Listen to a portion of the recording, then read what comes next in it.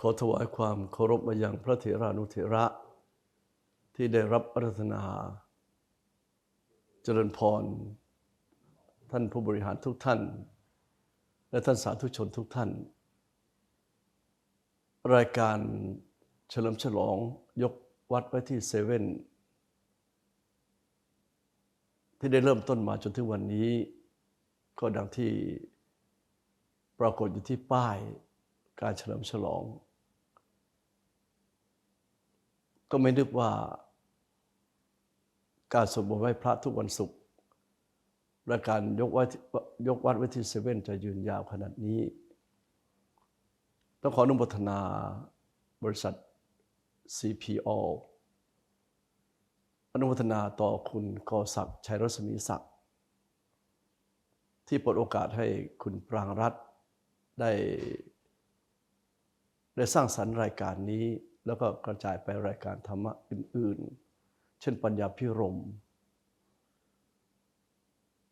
ต้องขอบพระคุณพระเถรานุเถระ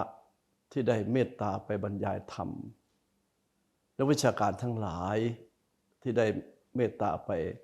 ให้ความรู้ในด้านธรรมะและอาชีพหรือความคิดบางประการถึงปีหนึ่งก็จะมีการเฉลิมฉลองในการก่อตั้งปีนี้ไม่ได้มาเพราะว่ามีภารกิจทางคณะสงฆ์อยู่แล้วเราก็มาคิดกันทุกปีว่าเฉลิมฉลองจะทำอะไรก็ทำกันหมดท่านทำกันหมดแล้วก็ย้อนกลับมาว่าเคยทำสลักพัดครั้งหนึ่งท่านเจ้าคุณระแบบตอนนี้ท่านมรณภาพไปแล้วท่านบอกว่าตั้งแต่มาอยู่กรุงเทพนี่ไม่เคยมีสลักพัดเลยนะมีเนี่ยเพิ่งได้รับสลักพัดเนี่ยคือปีนู้นเราก็ดีใจว่าเราคิดถูกเพราะเรามีสลักพัดทางบ้านอาตมาจังหวัดพระนครศรีอยุธยาเขาจะมีสลักพัดในฤดูกาลผลไม้โดยเฉพาะในฤดูกาลมะม่วงเขาเรียกว่าสลักพัดมะม่วงอยุธยาอำเภอเสนาเนี่ยมันไม่มีผลไม้อะไรเลยท่านก็จะมีมะม่วงก็ไม่มีกี่ชนิดละมีพิมเสนมีอกร่องมีทองดำน่าจะมีสัก 3,000 สมัยก่อน3อย่างตรงนั้นก็จะไปซื้อมะม่วงในตลาดก็น้ำดอกไม้ก็ยังไม่มีเขายังไม่ผสมกันสลักพัดก็จะเอามะม่วงใส่มาสุกบ้างหามบ้างดิบบ้างแล้วก็จับสลากกันนั่นเป็นฤดูกาลที่จะได้รับผลไม้กันเขาเรียกสลักพัดมะม่วงนี่ก็บอกคุณปรางรัตน์บอกอุ้ยหน้าทุเรียนสลักพัดทุเรียนลูกๆดีกว่านะแล้วเขียนที่ก้านมันมาหรือใส่กล่องมาเป็นของใครเอาป้ายแปะมาจองกันแล้วก็จับสลากอาการทำสลักพัดนี่เป็นมาอย่างไรเอาเรื่องสั้นๆอยู่ในเรื่องกาลยักษินีอยู่ในอรรถกถาพระธรรมบทว่านางยักษินีตนหนึ่งก็ผูกพันความแค้นกันมาผูกเวรกับผู้หญิงคนหนึ่งมาพอมาสมัยพุทธเจ้าก็มาเกิดเป็นยักษ์ผู้หญิงคนนั้นก็เกิดมาเป็นผู้หญิงก็แล้วกันเป็นกุลธิดาของบ้านหนึ่งมีลูกออกมาแล้วนางยักษ์เอาไปกินหมดนางยักษ์เอาไปกินหมดบางทีก็จำแรงไปเอาไปกินต่อมานางก็มีลูกแล้วก็หนีจากบ้านนั้นมาก็ได้ข่าวว่ามีลูกก็พยายามตามหาด้วยแรงแค้นแรงกรรมมันเหมือนเรดาร์นะท่านนะแรงกรรมเนี่ยไม่ใช่เหมือนเรดาร์เลยอธิษฐานทำกับพยาบาทเนี่ยมันฝังอยู่งั้นน่ะอย่าไปพยาบาทใครอย่าไปจองเวรใครอธิษฐานทำเป็นส่วนที่ดีแต่บอกอธิษฐานจองเวรทุกชาติอันนี้ไม่ใช่แต่คำว่าอธิษฐานสิก็ปรากฏว่านางกำลังอาบน้ำเอาลูกวางไว้นางยักษ์ก็แล่นเขาเรียกวิ่งแล่นมาจะเอาลูกของนางไปกินนางก็อุ้มลูกขึ้นจากน้ำอุ้มลูกจะไปไหนท่านไปเจอพระพุทธเจ้ากำลังแสดงธรรมอยู่ท่ามกลางพุทธบริษัท ก็เห็นคนเยอะๆก็บอกยกถวายท่านยกให้เป็นลูกท่านเป็นรายแรกที่ยกลูกให้พระพุทธเจ้านะพระเจ้าก็นางยักษ์พอเห็นพระพุทธเจ้าพระเจ้าก็ทั้งมองแล้วคนมันเยอะจะไปขโมยเด็กได้ไงท่านไม่ใช่ยักษ์ปักหลันตัวใหญ่ๆนี่คนกินคนกันแล้วกันเอาท่านเจ้าท่านบอกว่ายังไม่สงบแค่นี้เหรอเวรแล้วเธอจะผูกพันเวรไปถึงชาติไหนพระองค์ก็ตรัสเป็นภาษาบาลีเมื่อนางสำนึกได้นางนึกไม่ได้หรอกพระเจ้าก็ตรัสแสดงเวรกรรมของทั้งสองคนนี่ว่ามันทำวนเวรกันอยู่อย่างเงี้ยมันไม่สิ้นภพสิ้นชาติมึงกินลูกกูกินลูกมึงกินลูกกูกินนี่มึง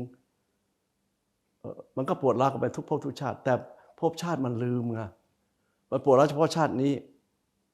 อย่างนี้ยกเด็กคนนี้เป็นลูกเธอเอาเป็นการเขาเรียกอะไรไถ่ถอนเวรกันเสียพออุ้มไปเด็กมันกำลังหิวนมมันก็ดูดนมนางยักษ์พอดูดนมปุ๊บรักเลยท่าน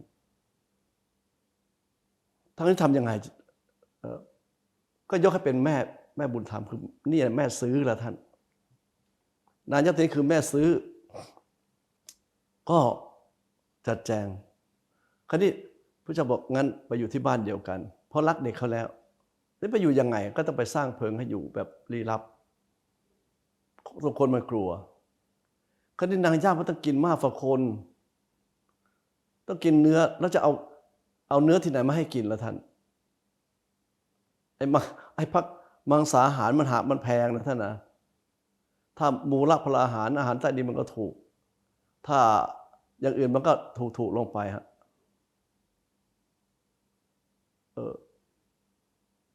นายยักษ์ก็บอกเอาอย่างนี้ฉันมีความรู้เรื่องฟ้าฝนฉันจะบอกเธอว่าปีนี้จะ